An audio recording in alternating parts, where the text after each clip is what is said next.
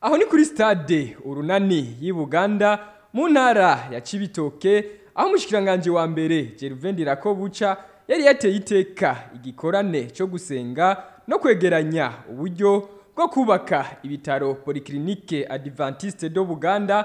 Avyo bitaro bizokubakwa ku buryo bw'amafaranga bungana n'imiliyaridi 5 n'imiliyoni 200.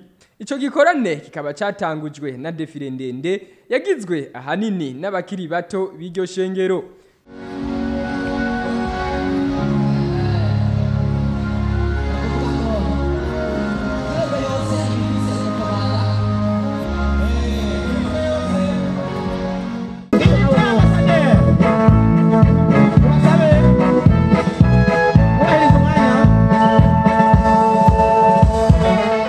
Jambo yashikirije umushikiranganji wa mbere Gervais Ndirakobuca yarashimiye uburongozi bw'iryo shengero ku migambi y'iterambere bariko bararangura, harimwo kubaka ivyo bitaro, aca yongera ashikiriza agatererano kiwe muri ivyo bikorwa barimwo.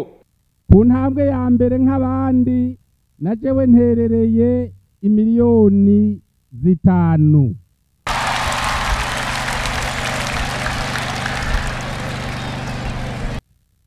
Ndagira rero ndabakeze kuri ibi byiyumviro byo kubaka kaminuza no kubaka ibitaro by'akarorero ngaha mu gihugu cacu c'u Burundi.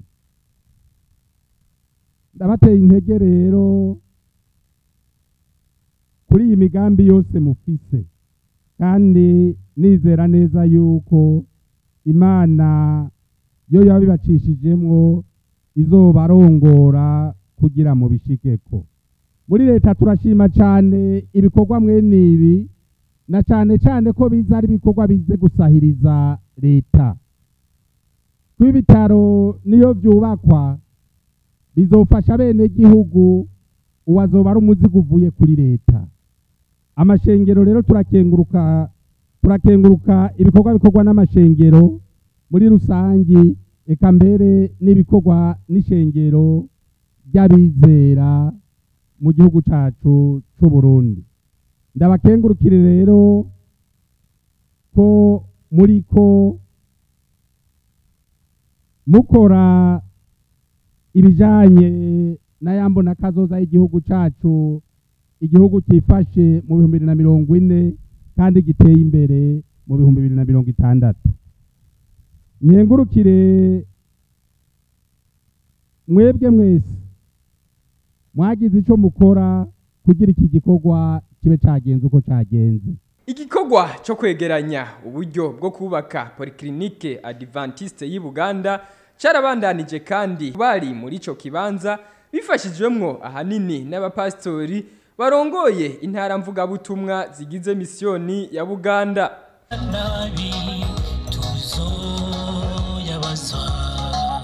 Ibikorwa akora ujancuti biranikwa abaneza uburyo. Nayo mwijambo ryasomwe n'uburongozi bw'iryo shengero ku rwego rw'igihugu, Enock Ntunzwenima yarerekanye ukuntu ahanini Yesu mu buzima bwiwe yakoze ibikorwa byo gukiza. Niko kumenyesha ko ibitaro bariko barubaka atari igikorwa gisanzwe. Uyu muhamagaro wo kubaka irivuriro, novuga ko uje hageze bona nubwo hoba hararengeranye. Uyu muhamagaro uje kuduhamagara cyane kudukangura kugira ngo uduhe imvano zo guhaguruka ngo dukore.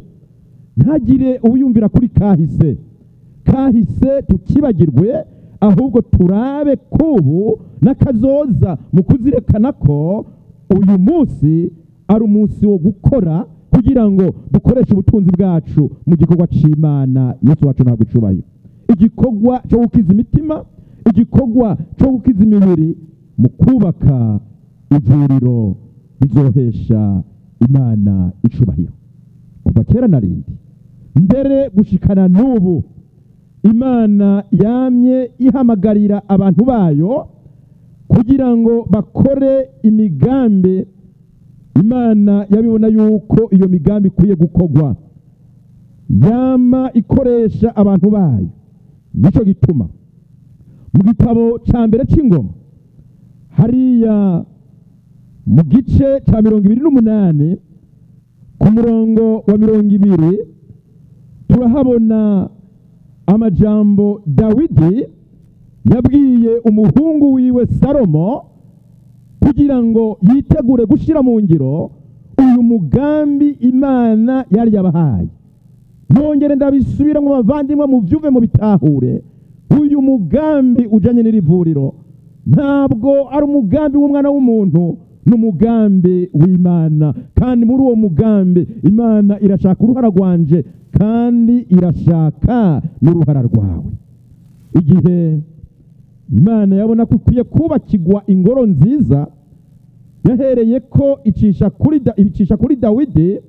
Dawidi nawe atera umwete umuhungu we Salomo, aramubwira ati, maze Dawidi abarira Salomo umuhungu wiwe ati, shikama ushira ubwoba, ubikore, ntutinye, ntucike ivutu, kuko uhoraho Imana ari kumwe nawe.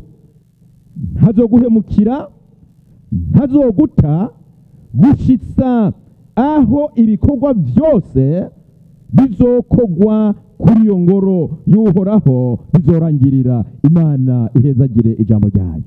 Kw'izina ry'ishengero, Enock Ntunzwenima akaba kandi yarashimiye umushikiranganji wa mbere na leta muri rusangi ku ntererano yabo kuri urwo rushengero.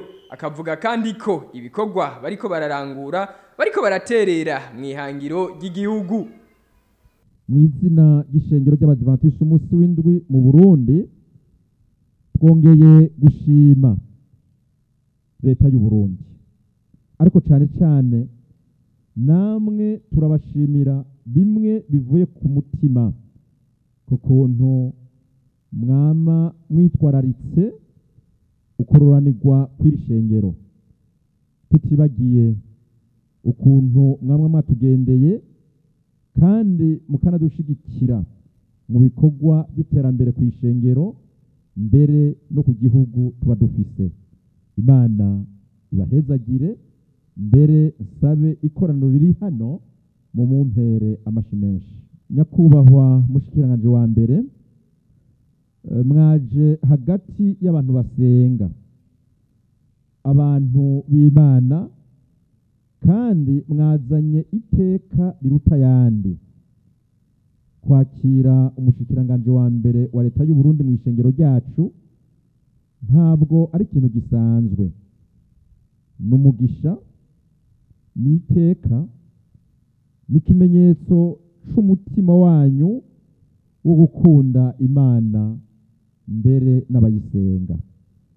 Munkundire nyakubahwa mushikiranganji wa mbere wa leta y'u Burundi, mutwakirire aya majambo make ariko yuzuye urukundo kandi afise uburemere bukomeye mu mico yacu y'u Burundi mbere no mu ishengero ryacu.